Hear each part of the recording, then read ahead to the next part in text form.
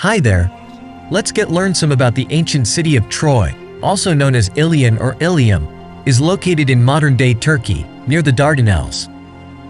It is famous for being the site of the Trojan War, a legendary conflict between the Greeks and the Trojans that was recounted in Homer's epic poem, the Iliad. The city of Troy was first inhabited around 3000 before the Common Era, and it remained a major city for over 1,000 years. The city was built on a hill, and it was surrounded by a massive fortification system consisting of walls, gates, and towers. Archaeological excavations have revealed that the city was destroyed and rebuilt many times throughout its history. The archaeological site of Troy has been excavated by many archaeologists over the years, and the layers of the city that have been uncovered are labeled from Troy 1 to Troy 9. Each layer corresponds to a different period in the city's history.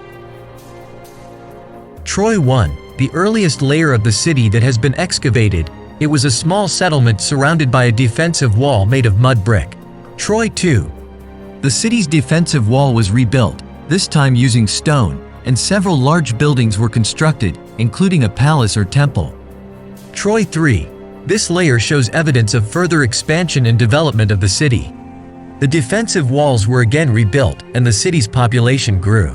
The people of Troy continued to engage in agriculture and trade, and they also produced pottery and metalwork. Troy 4. This layer marks a period of decline for the city, as the population decreased and the buildings became less impressive.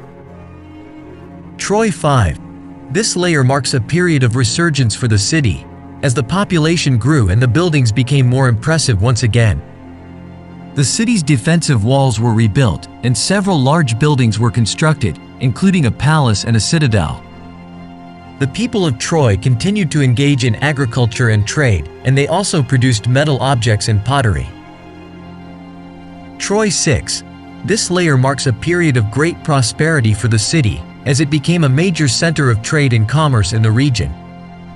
The city's defensive walls were again rebuilt, and the city's population grew to over 10,000 people.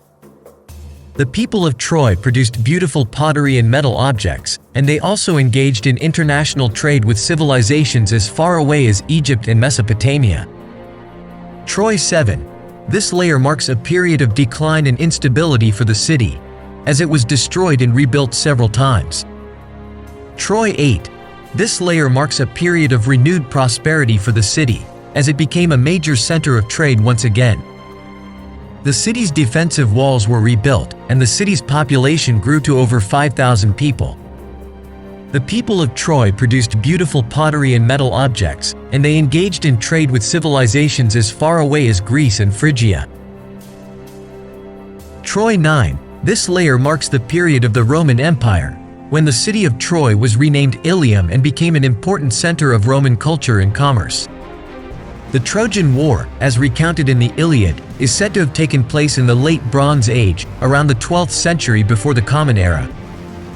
According to the legend, the war was sparked by the abduction of Helen, the wife of the Greek king Menelaus, by the Trojan prince Paris.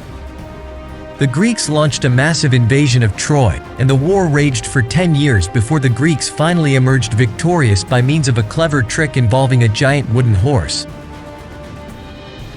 The story of the Trojan War has captured the imaginations of people for thousands of years, and it has been retold in countless works of literature, art, and film.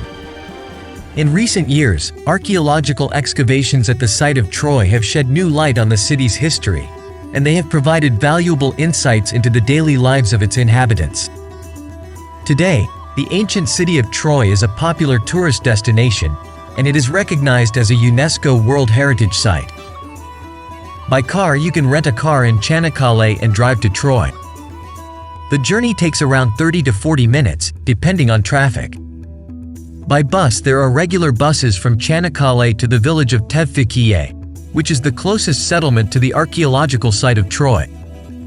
From Tevfikiye, you can walk to the site, which is about 3 kilometers away. There are many tour companies in Çanakkale that offer guided tours of Troy. These tours usually include transportation to and from the site, as well as a guide who can provide information about the history and archaeology of the city. There is a museum at the site that displays some of the artifacts that have been excavated from the city, and there are also signs and information panels that provide information about the different archaeological layers of the city. Thanks for watching. Don't forget to subscribe to History Travel Channel.